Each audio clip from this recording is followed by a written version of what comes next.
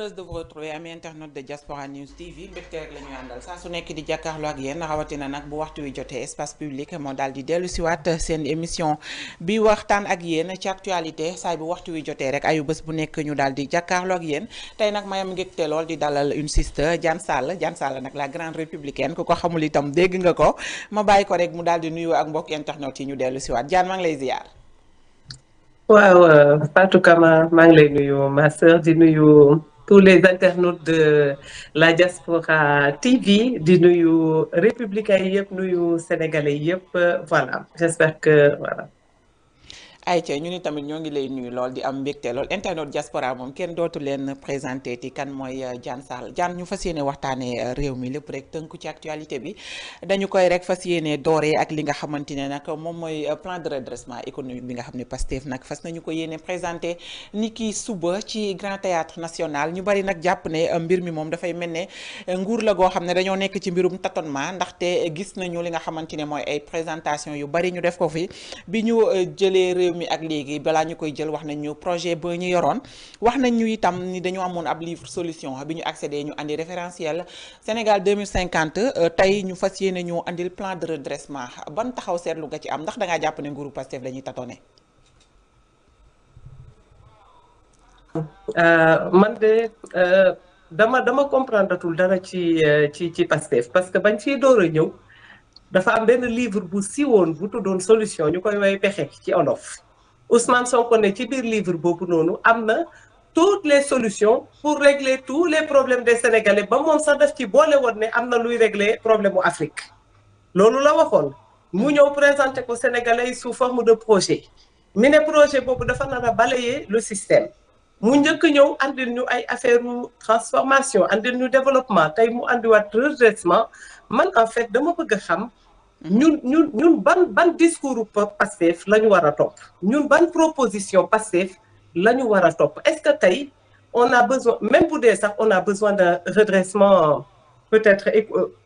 un redressement économique on va dire mais tey redressement boobu tey est-ce que jar na ñu koy def une affaire d'État est-ce que dina jar na ñu koy def théâtralisation surtout quand on sait que ne tey suñu économie bi fépp fu mu toll rek mais Pastef moom moo ko fa yóbbu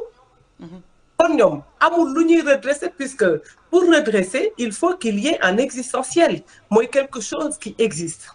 donc tey ñun sénégalais lan la ñu gis lu fi Pastef def ba bëgg a taxaw naan redressement ñoom kay nañu wax ne dañuy taxawal un plan boo xam ne pour essayer de sauver les restes moom mooy li ñu jot a yàq nan la ñuy def ba rafetalaat ko defaraat ko mais pour man c'est tout sauf un plan de redressement. ñu bëri Diane jàpp nañu ne redressement bi moo la boo xam ne bu ñu ko andee c'est juste pour essayer de faire croire aux Sénégalais que ni Macky Sall dafa sooxeel réew mi daf ko daaneel daf ko yóbbu au niveau boo xam ne ñoom Pastef ñoom ñoo ñëw ngir redresser li ni mel ñu ci bëri noonu la ñu ko déggee ndax yaa ngi partagé boobu avis. Macky Sall dafa yàq dëkk bi. En fait loolu la ñu jaay Sénégalais te loolu moo leen andi tey au pouvoir mais nag ñoom ils ont tendance à oublier un petit détail boo xam ne mooy ñoom li ñu waxoon Sénégalais yi ñoom Macky Sall yàq na dëkk bi wax nañ ñu ko depuis 2014 ah et il ne cesse de nous le rabâcher mais par contre ñoom dafa am leneen luñ ci yokkoon mooy li Macky Sall di yàq ñoom ils ont la solution pour defaraat ko ñun nag franchement ci loolu lañ leen di xaaree mais nag xam nga manipulation man dama jàpp ne bu la yóbbuwee au pouvoir tey naïvement tu peux penser que ne manipulation boobu noonu tu es en mesure de continuer sur cette dynamique. Alors ba tey dañuy desandi ci plan de redressement bi am na ay député yoo xam ne dañoo gis ne nekkoon fi ay député ku ci mel ni Thierno ku ci mel ne Cheikh Oumar Sy ku ci mel ne Théodore Philippe Monté ñoom ay député la ñu woon bokkoon ci 13e législature ñoom ñaar ñëpp dañoo gis ne ci ni nga xamante ne noonu la ñu présenté plan bi dafa am ay problème de fond waaye itam de forme lu tax ñu ne dafa am ay problème de fond parce que dañoo jàpp ni que ñoom jamono ji assemblée rek moom moo war a nekk kuréel gi nga xamante ne wala boog place ba nga xam ne fa la ñu war a waxtaane yenn yi ci biir réew mi ba noppi li nga xamante ne moom mooy premier ministre dafa war a yem ci rek daal di coordonner li nga xam ne mooy l'action gouvernementale loolee mooy rôlu premier ministre ba noppi si fond bi ñu ne li nga xamante ne moom mooy gouvernement bu Sénégal dafa levé woon lu toll ci 750 milliards via eurobond ak itam lu ëpp 984 milliards au sein de l'UEMOA ñu ne ñoom dañu bëgg dañu exiger une gestion conforme aux lois et principes du Sénégal surtout côté démocratie. xam nga man ñoom Théodore Monteil ñooñu ay hommes d'État lañu donc ñoom dimension bi ñuy waxee forcément waa Pastef mënuñu ko comprendre. donc boo koy wax tey man dama jàpp ne ñun dañuy bëgg a exiger waa Pastef loo xam ne xamuñu ko nit mënoo ko demander loo xam ne yoon ko tey mënu ma ñëw taxaw ne la Fatou jaay ma or te yow amoo or ay xeer nga am. donc je pense que ne tey lii yëpp dafay wone man daal pour d'une façon générale dafay wone ne ñii dañuy tâtonner. te dafay wone aussi ne dëkk kenn mënu ko diriger sans avoir une vision nette et précise te ñoom loolu la ñu amuñu xam-xam bi léegi nag ñoom ils sont un peu éparpillés parce que ce sont des assoiffés de pouvoir ñoo xam ne tey pouvoir bañ koy utuñu ko pour tabax Sénégal pouvoir dañ ko doon pour notre sénégalais yi andi un règlement de compte et c'est ça que tu vois boo gisee tey lii ñuy insister ci assemblée nationale bi bañ leen falee ba tey bu dul président Macky Sall waxu kii rek lañ lay wax buñ la waxul waxu xaalis ñu ne la waxu justice bi mais ñoom kan moo leen dénk justice bi tey année bii Sénégal ñi ngi door a voté budget boo xam ne amul débat. voilà loolu musul am Sénégal donc mu am yu bëri yoo xam ne tey dañ ko fi andi parce que non seulement xamuñu mais dañoo dëgër bopp et puis dañu rancunier am un esprit de vengeance donc man je pense que ne le gros problème qu'on a aujourd'hui du ay affaire de gestion transparente ou quoi que ce soit passionné ñu ko def parce que ce ne sont pas des républicains mais ils n'ont aucune connaissance de la gestion de l'État. alors ñu daal di génn ci mbirum redressement économique daal di wax ci li nga xamante ne moom mooy justice ci réew mi jaan yoon ak yoonal ni nga xamante ne noonu la ñuy doxalee ci réew mi gis nga démb libération wu sunu papa Moustapha Diakhaté ak sunu frère Bachir Fofana ak Djibril Ndiaye mais gis nga itam ni nga xamante ne noonu la secteur de la justice di joxe jamono ji ak jafe-jafe yi nga xam ne am na ci grève yeeg yu ni mel d'ailleurs loolu moo waral sax ñoom ñooñu ma fi jógee lim léegi seen condamnation seen verdict yéex a génn ba ñu yéex a dellu ci seen kër yi ku ci mel ne papa Moustapha Diakhaté je prends son exemple ku ñu waroon tëj 15 jours avec sursis ñu dem ba nga tëdd 51 jours grève boo xam ne jamono ji ba tey jii ñuy wax ak yow ñoom acteurs de la justice ñu ngi wéyal di ko amal ba suba donc mu doon loo xam ne ñu ngi xaarani nguur gi boobaak léegi naka nga jàngatee le fait que Sénégal mu mel ni daal liberté doomu aadama jamono ji dañoo nekk di ko foowee.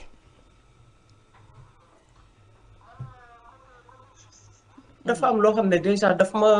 ma xawoon a choqué au début parce que justice bi tey ñun quand on parle de république on parle de la séparation des pouvoirs le principe de la séparation des pouvoirs tey ñu gis fi nee naa la Pastef ba ñu nekkee dans l'opposition ñoom ñoo ñëw nañu ne dëkk bi amul assez de démocratie tey ñoom ñoo yegg si tey au pouvoir nee nañu limite y a pas assez de dictature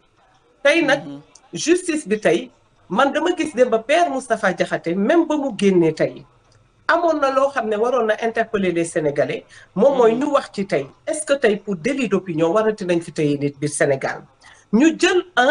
un ancien parlementaire téye ko 51 jours ngeen pare condamné ko 15 jours man dégguma kenn ko ci biir Sénégal lu tul nga dégg des discours qui reviennent souvent moom mooy ne ah non moom kay dafa war a noppi lu tax muy noppi et la liberté d'expression est-ce que ce n'est pas un citoyen comme un autre est-ce que tey suñu magistrat yi dinañu nangu tey sacrifier seen corps de métier sacrifier seen année yi nga xam ne ba ñuy engagé wu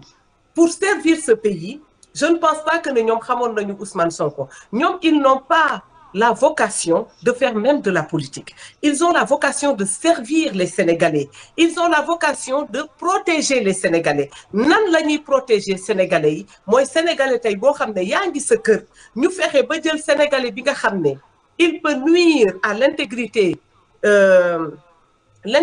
territoriale, à la sécurité publique, koo xam ne mën na nuire ci bien-être sénégalais yi ñu mettre ko hors d'état de nuire mais en même temps dañ leen jox aussi le pouvoir d'équilibrer mooy ki nga xam ne dañ koo tooñ yéen bu ñëwee ba ci yéen ngeen àtte juste et vrai ngeen bàyyi ko mu ñibbi këram.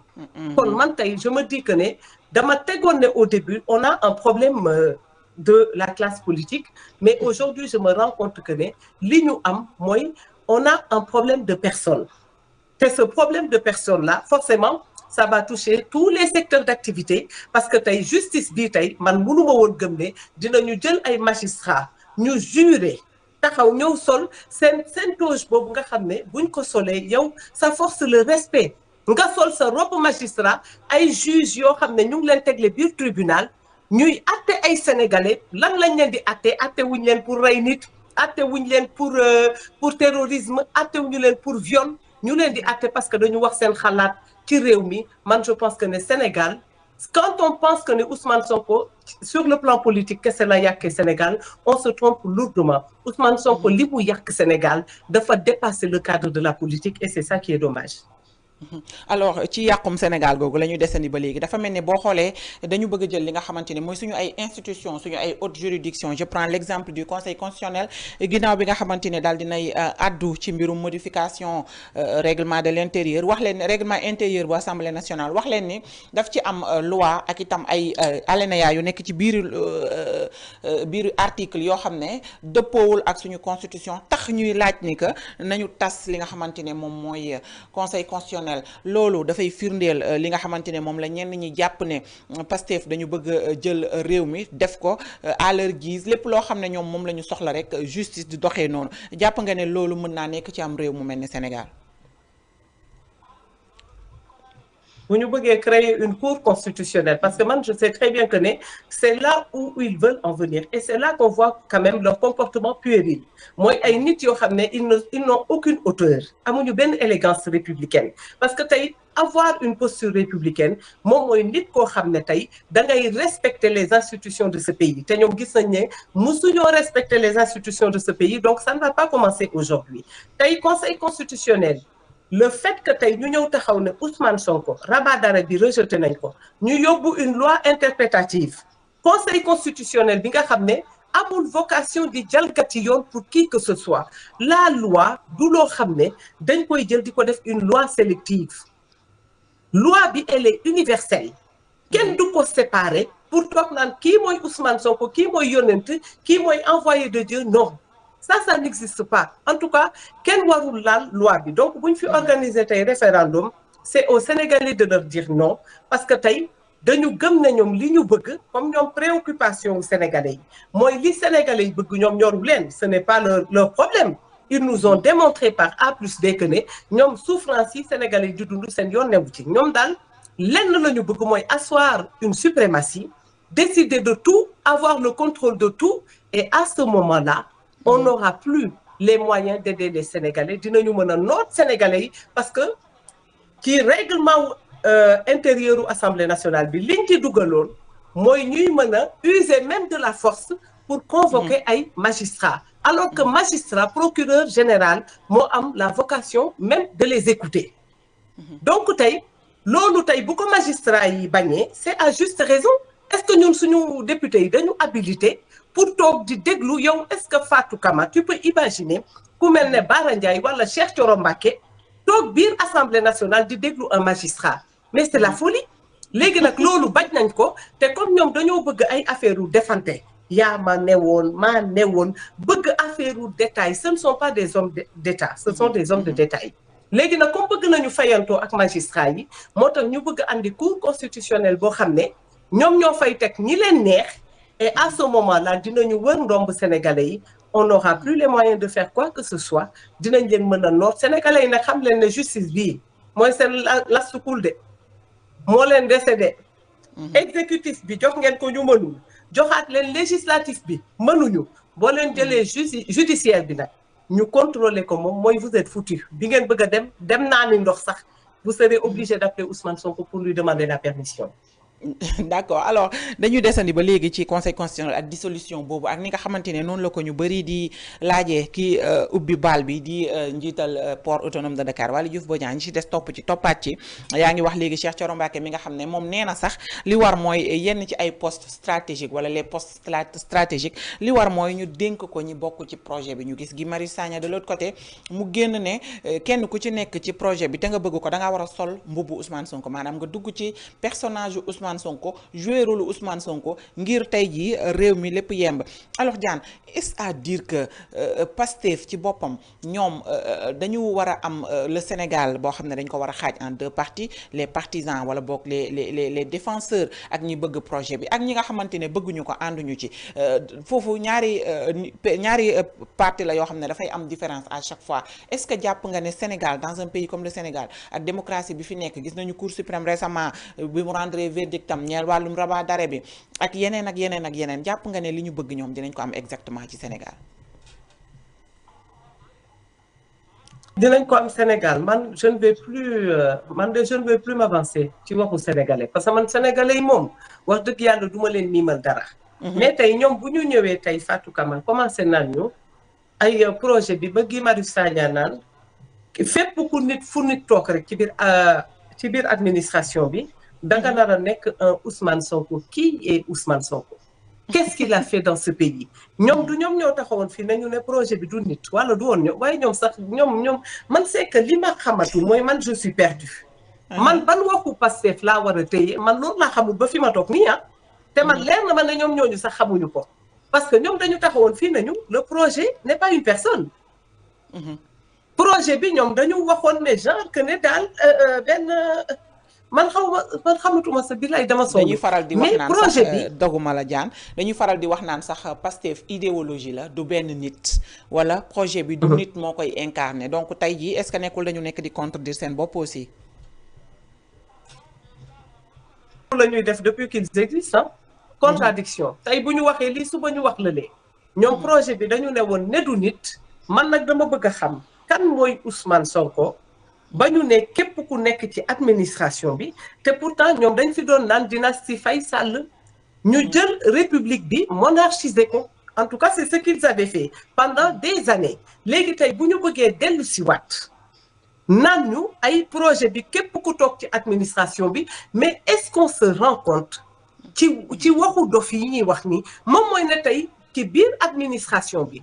képp ku fa toog bu doon danga dara nekk le président de la république boobu mën naa ci d'accord parce que danga fa toogal le président de la république. bi nga xam ne dafay incarner une institution. mais tey ñu ñëw taxaw naan ñu képp ku toog ci administration bi danga fa war a toogee Ousmane Sonko. Ousmane Sonko il est qui? Ce n'est pas un premier ministre boo xam ne décret moo ko nommé. léegi tey moom mooy ne tey xam nga loolu qu'est-ce que ça veut dire moom mooy ne ñoom administration bi dañ ko war a def une administration Pastef. mooy képp ku fa toog rek da nga war a gëm Ousmane Sonko. et ça c'est un précédent boo xam ne c'est hyper dangereux pour la République. parce que République bi buñ la falee tey certes la majorité elle l'emporte mais bu la 54% des électeurs voté lee n'oublie pas que ne tu es le président de tous les Sénégalais. léegi ñun est-ce que dañoo war a jël ay limites def frontières ne ñii ñoo bokk Pastef ñii ñoo bokk feneen. wala parce que man je ne comprends plus bu dee administration bi waa Pastef kese fa nekk lii moom nekkatul république. léegi nag on compte sur le conseil constitutionnel surtout la justice. pour que ñoom ñu mën a équilibrer parce que ñi ñu fi teg ay dictateurs lañu et il ne faut pas qu'on compte sur ñoom pour que ñoom ñu mën a équilibrer les pouvoirs. alors ñu desandi ci Ousmane Sonko premier ministre boobu gis nañ démb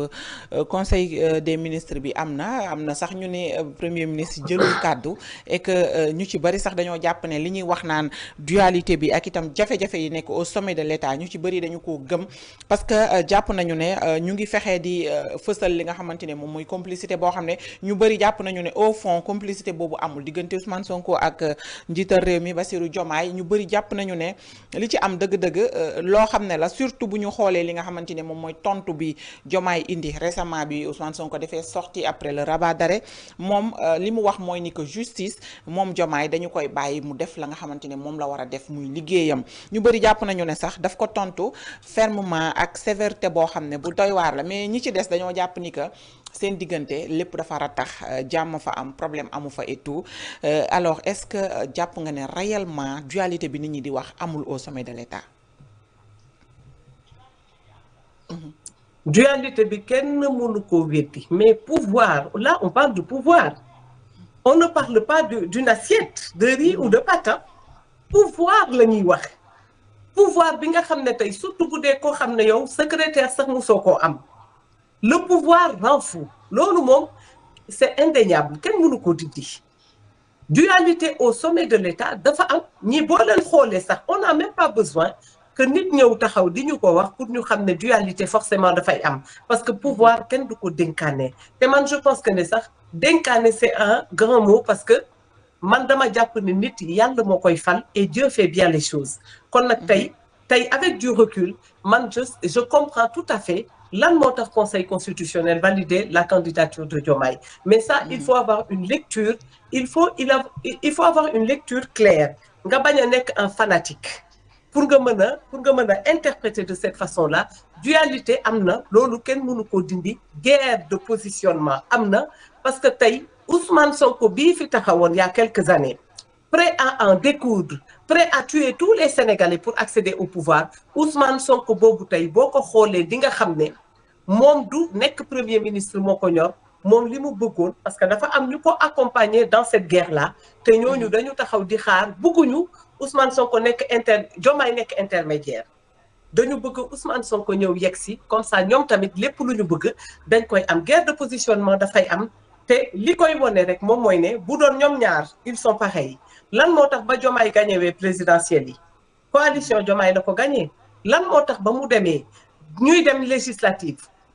Pastef moom moo dem ci législative yi donc dualité war nañu ko Assemblée nationale Pastef exécutif coalition Diomaye donc je veux dire loolu rek moom mooy wane ne y a une division li olof naan lu ne faa ngi kenn du ko jeex alors ñu daal di wax ci li nga xamante ne moom mooy relance bi am ci dossier yi nga xamante ne dafa ñeel 80 morts wala plus de 80 morts entre 2021 ak 2024 ñu gis ministère de la justice wala boog ministre de la justice Ousmane Diagne annoncé li nga xamante ne moom mooy na mu daal di activer parquet ngir nag ñu daal di jublu ci mbir yi situer les responsabilités dama naan mbirum dëgg gi daal di feeñ ñu ni nag ñu daal di fexe nag wax ci li nga xamante ne mooy zone d'ombre yi am ci responsabilité yi qui a commandité quoi qui a payé qui kan moo tiré kan moo def ay actes de barbarie kan moo def ay actes de torture assassinat yi des faits yoo xam ne ay faits yu lourd la yoo xam ne mën na réactiver li nga xam ne mooy des tensions profondes daal di réveiller li nga xam ne mooy les vieux démons de la République loolu noonu tey jii est-ce que jàpp nga ne tiit ban boor nga jàpp ne wala fa la war a jugee d'abord si bu ñu tuddee mbirum affrontement ak émeutes yi fi amoon de 2021 à 2024. tiit bu naree am ci ki ñu jëloon tëj ko kaso pour appel à l'insurrection association de malfaiteurs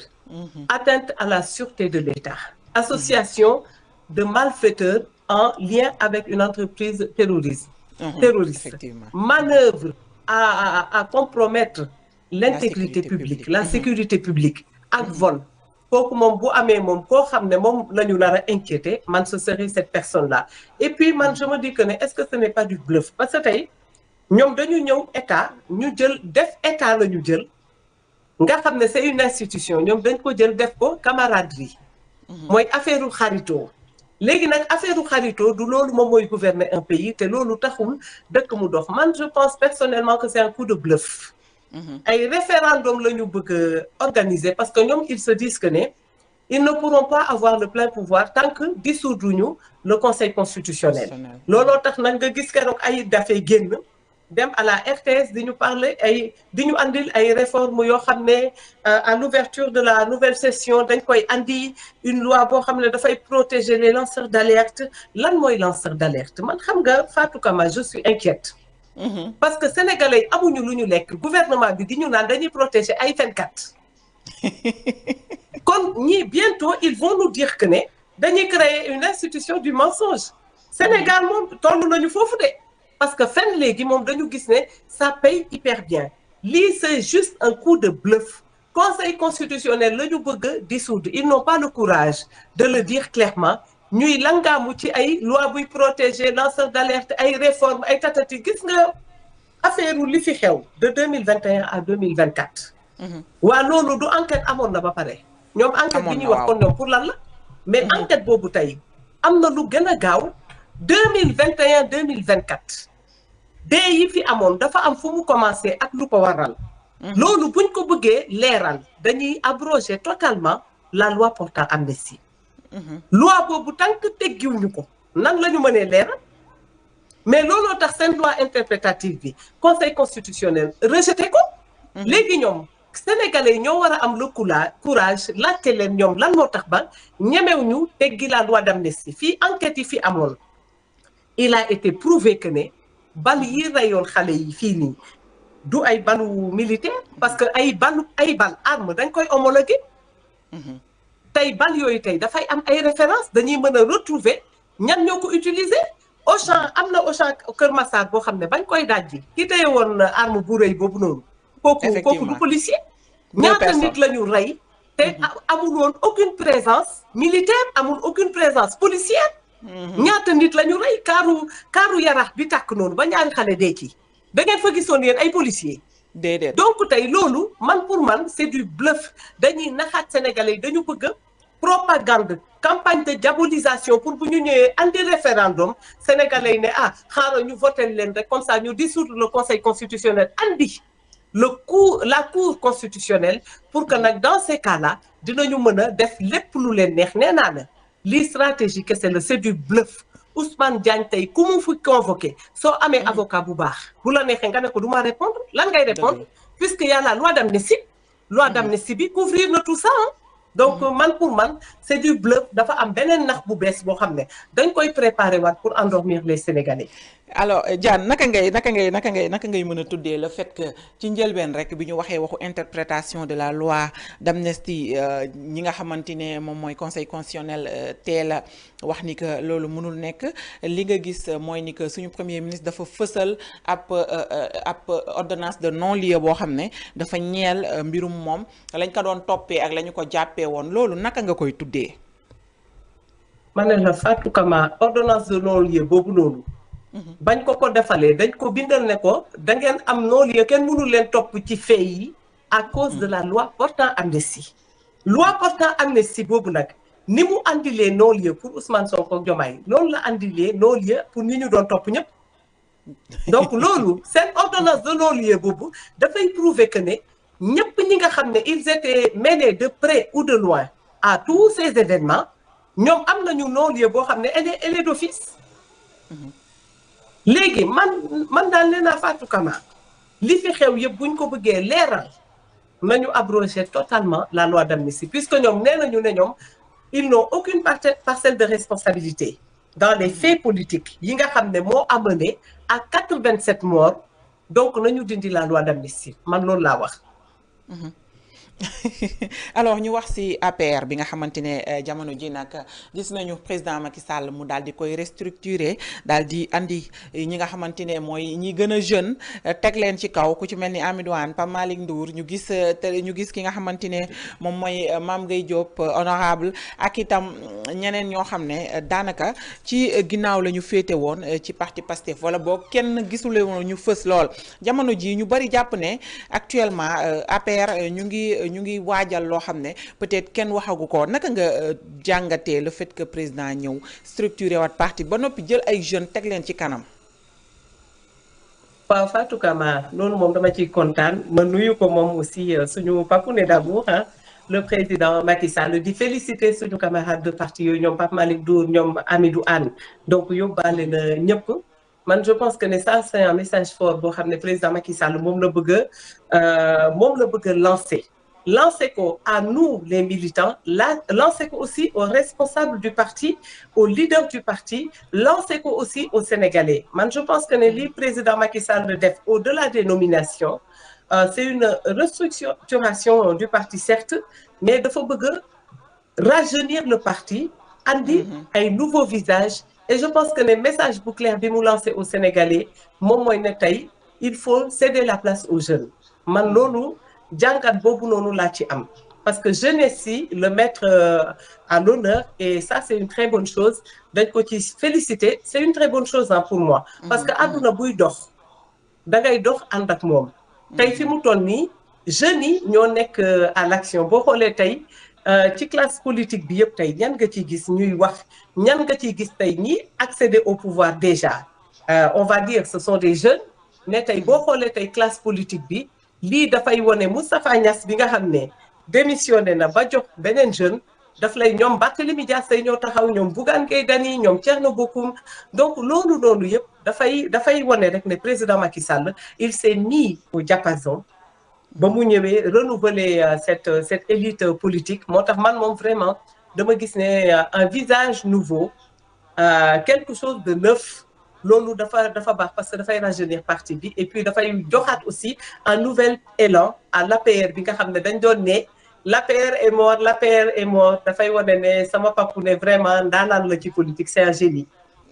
d'accord alors ñu gis loolu noonu suscité na débat bu rëy le fait que APR defaraat toogaayam gën a structuré gis nañu sax ay ñoo xam ne xëy na dañuy wooye seen bopp ay journaliste toog ci ay plateau di wax naan le fait que APR defaraat partem dafay wane ne seen xel dafa dal mu mel ne APR seen xel warul dal bu ñu sukkandikoo ci ñoom et que parti bi sax dem nañ sax banaan nañ ko tas li nga xamante ne mooy siège bi ñu saisir ko ba noppi soppi ko orphelinat li ma lay wax ni ay nit ñoo toog ci plateau wax ko loolu yow noo ko jàngatee. non buñ ko soppee orphelinat kay xanaa ñoom lañ fay dugal ñoom ñi nga xam ne ils sont orphelins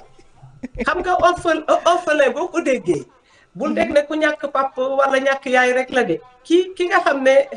amul esprit amul éducation c'est un orphelin parce que am na ñoo xam ne tu te poses la question ndax ñi am nañu yaay ak pap boo xam ne da leen di yaat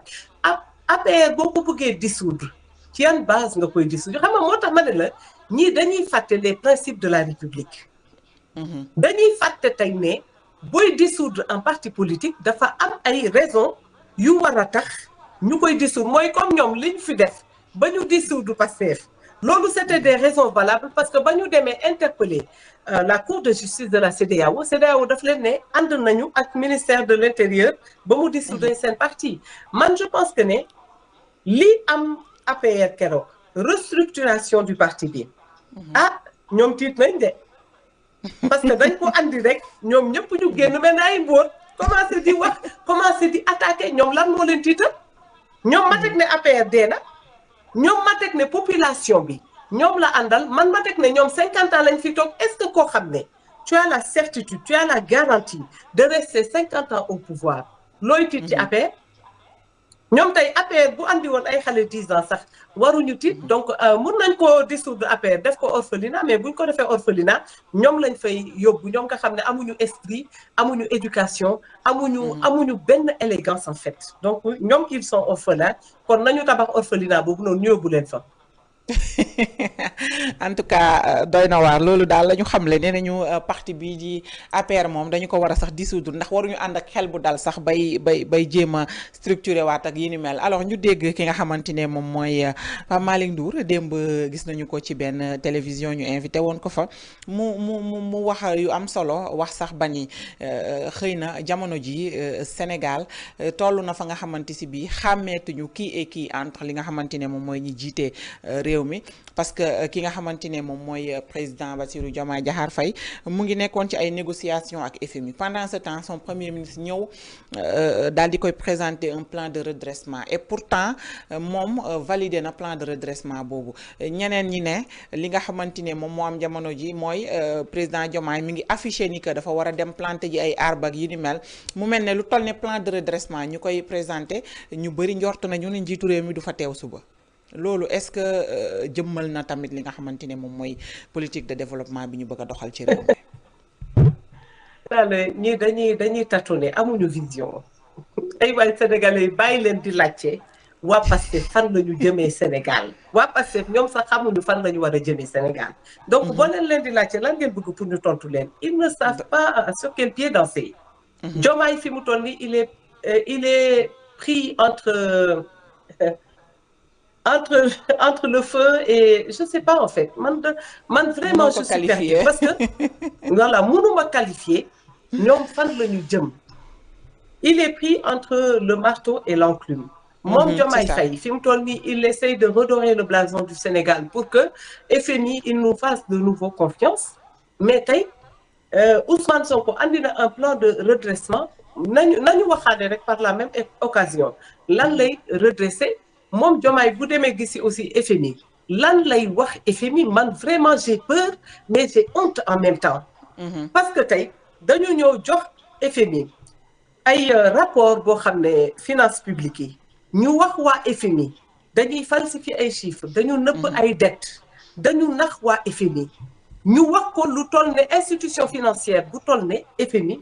alors qu'on n'a pas su leur poser des preuves mais ana preuve yi redressement bi nii avant ñu koy def il serait judicieux ñu wax sénégalais yi où on en est ñoom li ñu doon wax li ñu sortir fii ba FMI téye loxoom ba ñëpp ragal ñu ba suñu notes yi ñu koy dégradé ba suñu économie bi tombé à terre mais est-ce que tey jotul nag ñu exiger ñii balaa ñuy redresser quoi que ce soit ñoom nañ ñu wax comme nee nañu dëkk bi dañ ko fekk 4e sous-sol mais lan mooy 4e sous-sol nañu expliquer sénégalais yi ñu wax ne ñoom fekkuñu fi dara ñu defaat benn rapport boo xam ne au lieu que Cour des comptes dem def rapport boo xam ne dañuy respecter les méthodologies d'un rapport ba mu yegg ci certification du rapport Cour des comptes defarul rapport État du Sénégal moo defar rapport ñu ñëw ne sénégalais yi fekkuñu fi dara dans ce même rapport ñoom ñu bind ci ñoom ñi ne sénégalais yi fekkuñu ci dara ñu bind ci ne ñoom dañ fi fekk 173 milliards. Cour des comptes ne leen fekku leen fi 173 milliards 278 milliards ngeen fi fekk. Donc y a un problème il faut qu'ils édifient les Sénégalais ñu wax dëgg bi ba pare nag comme ça ñu mën a repartir sur des bonnes bases mais je pense que ne Fatou Kama képp kuy nit man je ne parle pas des mbéy mooy fanatique yi waxuma man ñooñu mais képp kuy Sénégalais te am xel xam nga ne rapport biñ fi wax ak falsification des chiffres yi c'est faux parce que si c'était avéré dañu ba ñuy yónnee rapport bi waa FMI lañ ci waroon a boole wale les preuves en tout cas te ça doit nous ramener à un questionnement mooy Ousmane Sonko jour bi muy def cette conférence de presse inviter la presse nationale inviter la presse internationale kayit yooyu doon mu rangale woon noonu sous ses yeux c'était quoi parce que bu dee preuve yi la warul woon toog di xaar sax ba waa FMI laaj ko man tey su ma ñëwee tey ne leen dañu nëbb ay chiffres dañu maquiller ay chiffres dañu nëbb ay dettes ay milliers de milliards du ma xaar man FMI di ma laajte ne ma jaane ana preuve yi dama koy yónnee waale une bonne fois pour toutes. alors FMI boobu Diane bëgg naa ñu des ci tuuti par rapport ak li nga xamante ne annoncé nañu ko en mois d'août bi incha allah FMI dinañu yónneewaat ab mission fii ci Sénégal ngir xëy na mayaat Sénégal yeneen chance pour mën a indi yenn ci ay financement yu fi waroon ñëw est-ce que jàpp nga ne FMI dinañu ñëwaat collaborer ak Sénégal di leen financer comme avant su fekkente ne li nga xam ne premier ministre wax na ko ba léegi defaru ko ndax ba tey gisaguñu preuve yu koy matérialiser aussi. man je pense que ne FMI dès que Ousmane Sonko a ouvert la bouche FMI ñoo la gën a xam ne les ceinture da doon fen ñoo la gën a xam ne waxul dëgg parce que nag Sénégal moom depuis que Pastef est accédé au pouvoir da ngay fen saaga la man nag dama bëgg a xam ku waxul dëgg nan lañ koy waxee dafa am beneen façon buñ koy waxee man en tout cas xaw ma beneen façon buñ koy waxee lu dul waxoo dëgg da ngay meew FMI dès le début xam nañ ne Ousmane Sonko waxul dëgg xam nga lan moo koy firndeel délégation boobu noonu ñoom tous les 3 mois dañuy ñëw ministère de l'économie et des finances toog fa pendant 15 jours parce que ñoom dañoo am un rôle de contrôle un rôle de vérification léegi tey boo ñëwee tey nga ne dañu maquiller ay milliers de milliards yoo xam ne état bi fi nekkoon moo ko def et le rôle du FMI dans tout ça waa ñooñu moom lan moo tax ba tous les 3 mois ñu andi leen Sénégal bu dee ñoom taxaw nañu biir Sénégal ñoo xam ne seen expertise seen dañu am un œil boo xam ne ñoom loolu mooy seen rôle ñëw toog ministère des finances et de l'économie et des finances pendant 15 jours di vérifier ndax ñoom exactitude du information yi ñuy dugal ci système bi ak ci fichier bi ñooñu tey boo ñëwee nga ne leen dañ leen nax ci ay milliers de milliards mais ñooñu seen responsabilité moo tax man je pense que ne FMI ñoo la gën a xam ne état du Sénégal li mu doon wax ci maquillage du chiffre yi c'est faux mais tey am na tey leneen loo xam ne da koy wone moom mooy ne FMI li ñu bëgg tey mooy li ñu mënuloon am ci président Macky Sall pour subvention yi nga xam ne dañ doon bëgg a forcer président Macky Sall pour mu dindi ko président Macky Sall bi nga xam ne dafa yërëm population yi il a toujours refusé tey nag FMI ñoom tey état du Sénégal dootuñu amati une position de force parce que position de force balaa nga koy am dans les négociations dafay fekk nga nekk ci dëgg dafay fekk sa économie elle se porte à merveille dafay fekk sa ay notes mu stable dafay fekk yow sa dëkk am taxawaay boo xam ne yow di nga mën a nekk en position de force pour booy négocier tandis que tey FMI xamoon nañu ne ñii li ñuy wax du dëgg mais tey lii ñu wax nii ba mu yàq suñu économie ba wàññee suñu note dina permettre tey au FMI ñu avoir le dessus sur les négociations fi mu toll nii lépp lu ñu bëgg a defloo État du Sénégal ils vont être obligés de le faire c'est le cas même Aquapower c'est ce qui s'est passé dañu dem ba nangu li nga xam ne Macky Sall da ko bañoon parce que nekkatuñu en position de force. alors Diane bëgg naa ñu wax ci ba tey yenn ci ay jàpp yu ñu jàpp ay homme d'affaires ay nit yoo xam ne jamono ji seenu jàpp daanaka mën na répercuté wu ci li nga xamante ne mooy l'emploi des jeunes bu ñu xoolee jëlee exemple Khadim Ba jël exemple Farba Ngom bi nga xam ne ñoom ñaar ñooñu sax suba la ñu war a am ay la ñu war a am décision chambre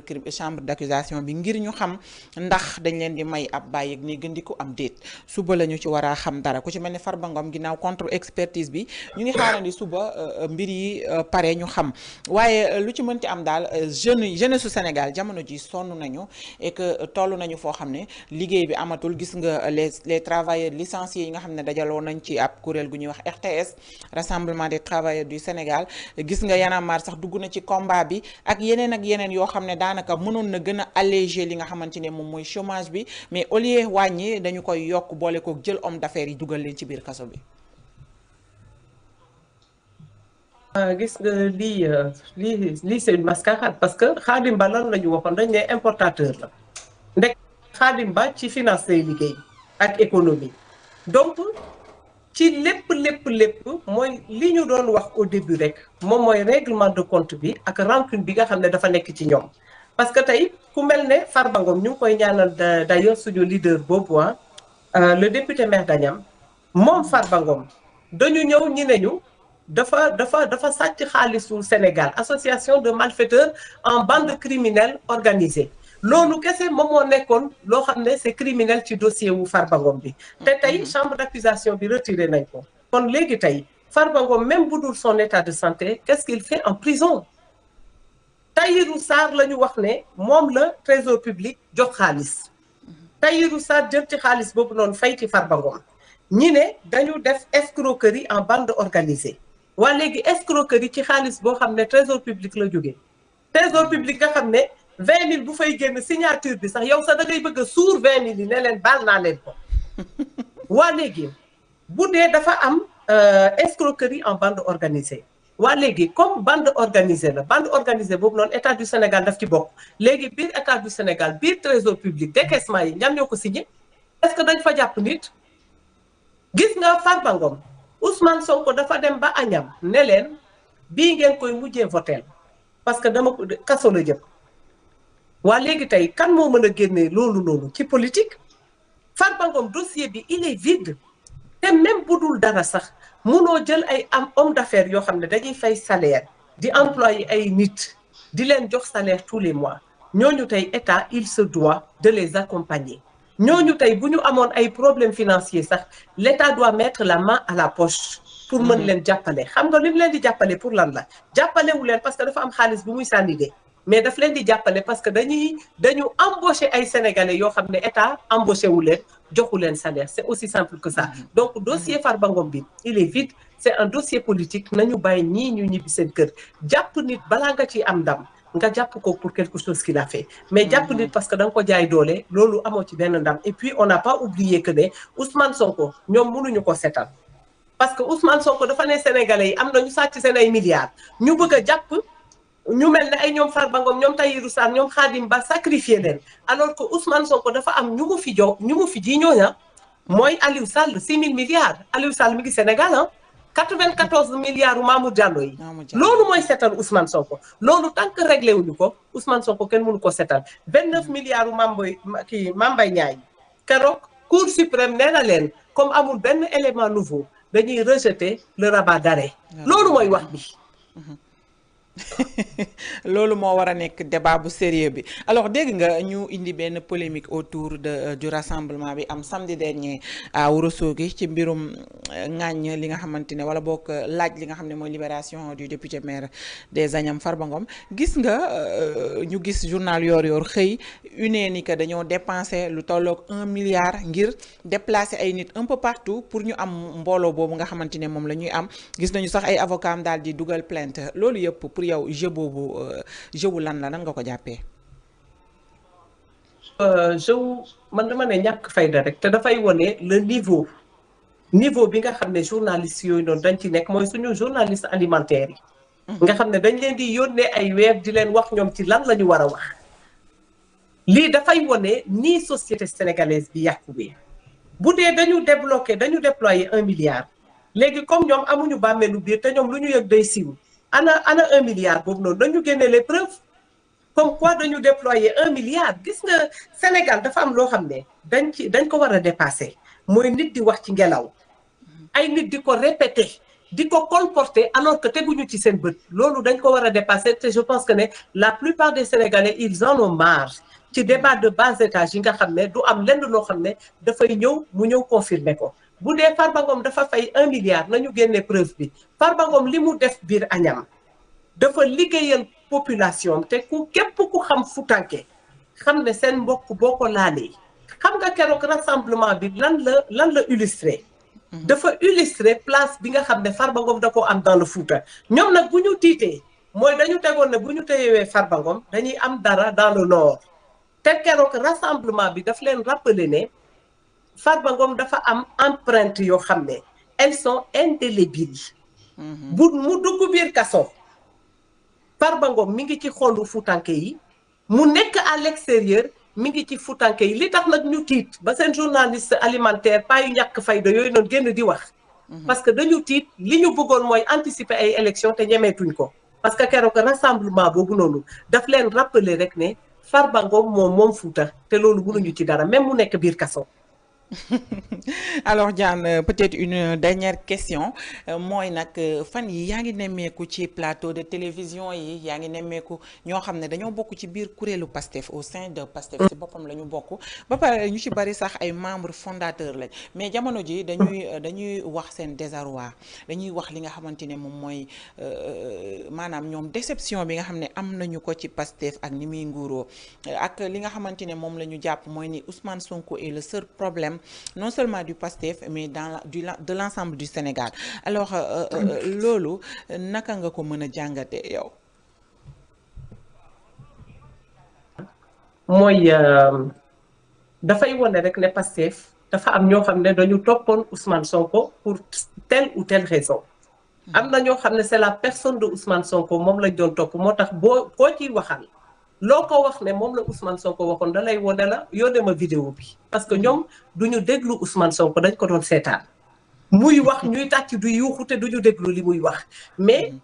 ci biir PASTEF dafa am ay branches plusieurs branches ci plusieurs branches boobu noonu dafa am ñoo xam ne idéologie politique bi Ousmane Sonko jaayoon ñoom moom lañ ko toppee et ces gens là ñoom ñoo taxaw tey di dellu gannaaw parce que ñoom toppewuñu woon Ousmane Sonko que par fanatisme dañ ko toppoon parce que dafa am lu mu leen jaayoon lim leen jaayoon tey ils ont réalisé que ne amul ils se sont rendu compte que ne président Macky Sall bi ñu doon xas tey ay dàllam moo gën ñii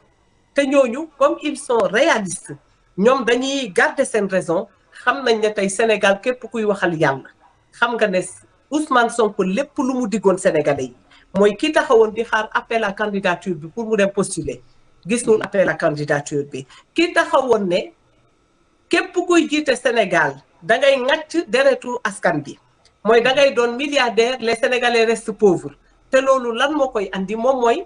jalon yi nga xam ne système bi ñu bëggoon a balayer ñoom da ko posé woon pour rendre ces politiciens milliardaires ñoom teggiwuñ ko ñooñu tey gis nañ ne Ousmane Sonko bi doon xas milliards mi ngi yore caisse noire ay milliards te dañu fi Ousmane Sonko bi ne woon ne président ñoom bu ñu fi yegg siwee du bokkati ci conseil supérieur de la magistrature gis nañ ne loolu moo fi am ba tey kon ñooñu gis nañ tey Ousmane Sonko bi ne woon ne soxlawuñu FMI soxlawuñu banque mondiale am nañu pétrole am nañu gaz loolu noonu yëpp am na te gisuñu seen bopp ci biir réew mi te gis nañ ni ñii discours biñ doon tenir c'était juste pour accéder au pouvoir. Maintenant qu'ils sont au pouvoir, face aux réalités du pouvoir, te am na lu bëri loo xam ne buñ ko fi bëggoon a dindi dañ koy dindi mooy les caisses noires dindi wuñ ko. Donc ñooñu dafay wone rek ne ci biir Pastef même bu dee mbéy yi ñoo fa ëpp am na ñoo xam ne garde nañu encore leur raison. alors ma bàyyi la nga prononcer ce dernier mot, xam naa ne waxtu wi daal dinay jot fi mu toll nii. waaw Fatou maa ngi lay remercier ci invitation bi. di gën a encourager sama camarade républicain yi pour que ñu accroché wu. Combat bi dina métti de mais on se bat pour le Sénégal. Sénégal la ñuy xeexal te comme Sénégal moom kese la ñu am te ñun ñëpp ñoo ko bokk bu ñu gisee ñoo xam ne ñu ngi koy yàq ñun ñëpp dañu war a taxaw. moo tax may inviter toutes les bonnes volontés. Restez debout yéen ñëpp na ngeen taxaw parce que fii ñii ni ñu accéder au pouvoir dañu toog étape la par étape. et étape yooyu dafa bëri woon sénégalais yoo xam ne dañu taxawoon aphasique toog naan non man du ma wax parce que man je suis apolitique. Même si tu es apolitique tey conséquence yow sa apolitisme boobu noonu tey andil lañu tey loo xam ne yow yaa ngi koy dund te pourtant tu es apolitique. andi na loo xam ne kii politique ak ki politiqueul ñoom ñoo koy subir. Est-ce que tey boo xëyee dëkk bi métti dañuy séparer sénégalais yi pour ci ñan lay méttiwee yow mi apolitique da ngay subir kii politique kii nga xam ne il fait de la politique moom tam dafay subir. Donc man sama dernier mot moom mooy sénégalais yi jiital leen Sénégal.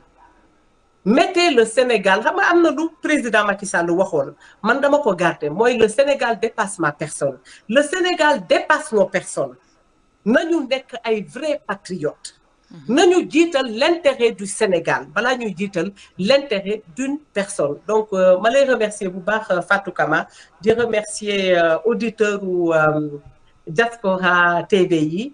di nuyu sama mbokk républicain yi nga xam ne ñoom ñëpp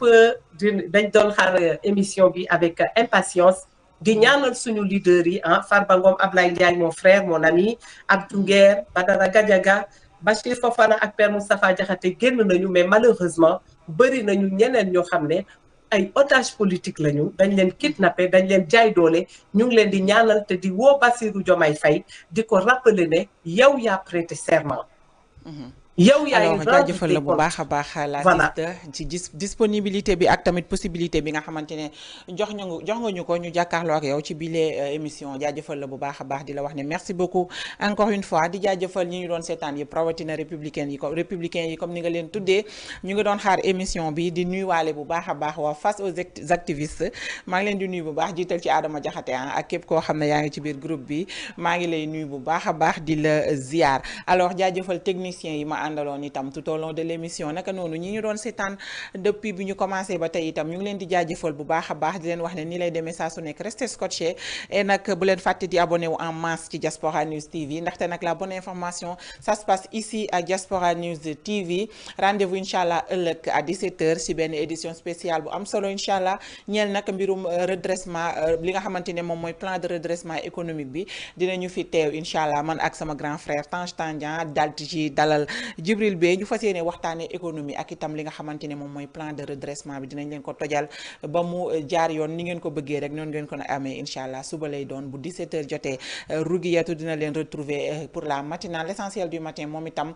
ci suba gi ak itam ay économistes yu am solo suba moom journée économique la donc économie rek la ñu fas yéene waxtaanee ak yéen di leen ñaanal jàmm ju bëree bëri di leen ñaanal jàmm yaram jàmm xol waaye itam jàmm poche lu am solo ci jàmm yi booy ñaan jàmm da ngay ñaan jàmm poche jaana donc jaajëfal leen bu baax a baax ay ca rendez-vous ëllëg incha allah jaa ngeen jëf